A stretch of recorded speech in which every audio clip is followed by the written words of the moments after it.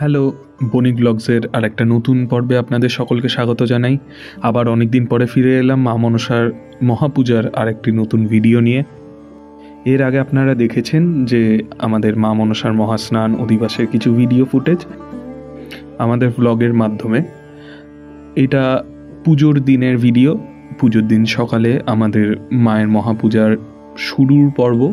এখানে রণজিৎদা আমাদের ঠাকুরমশাই চলে এসেছিলেন। উনি অষ্টদল রক্তপদ্ম আগেই এঁকে নিচ্ছিলেন।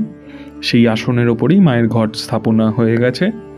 এরপর সেই ঘট স্থাপনার পর আমাদের মূল পুজো শুরু হবে। আর বাইরে সমস্ত জোগাড় সুসম্পন্ন করার চেষ্টা করা হচ্ছে সবাই মিলে একসাথে হাতে হাত লাগিয়ে। তো এবার এখানে কিছু খুনসুটি চলছে, বম্মা সেজমা সবাই মিলে।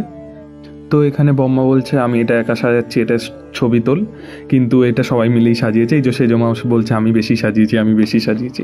তো এরকম খুনসুটি আমাদের চলতেই থাকে। অ্যাকচুয়ালি পুজোর এই আনন্দগুলোই থেকে যায়। সমস্ত কিছু পুজো তো প্রত্যেক বছর হয়, কিন্তু এই আনন্দগুলোই মনে থাকে। এখানে মা দেখাচ্ছিল যে পদ্ম ফুলগুলো। এই হচ্ছে আমাদের মা মনসার মূর্তি, দেবী প্রতিমা। খুব সুন্দরভাবে রাজরানীর বেশে সেজে বসে আছেন। এবার পুজো শুরু হয়ে গেছে। এখানে কাপড়ের কান্ডারির মাধ্যমে আমাদের দেবীর প্রাণ প্রতিষ্ঠা চক্ষুদান হচ্ছিল। এখানে স্নেহা তানি দুজনে মিলে, আমার দুই বোন, এরা দাঁড়িয়ে রয়েছে কাপড়ের কান্ডারি দিয়ে ধরে। এখানে সবাই ভক্তরা সবাই ছিল, যারা যারা এসছিলেন পুজো দিতে। সবাই বেশ অনেক লোকজন হয়েছিল। সবাই এখানে খুব আনন্দ হচ্ছিল। এই দুদিন আমাদের খুব আনন্দ হয়। সবাই একসাথে আমরা এক জায়গায় জড়ো হই। এই হচ্ছে আমার ভাই। তো এখানে মায়ের বরণ চলছিল, বরণ পর্ব। এখানে আমাদের পঞ্চপ্রদীপ, 5টা প্রদীপ এবং সোনার রূপার যে আমাদের একটা কৌটো রাখা আছে, সেইটা দিয়ে দেবীর বরণ হয়ে থাকে। সেই বরণ পর্ব চলছিল।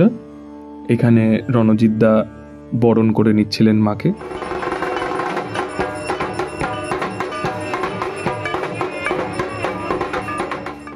এভাবেই আমাদের পুজো এগিয়ে চলছিল।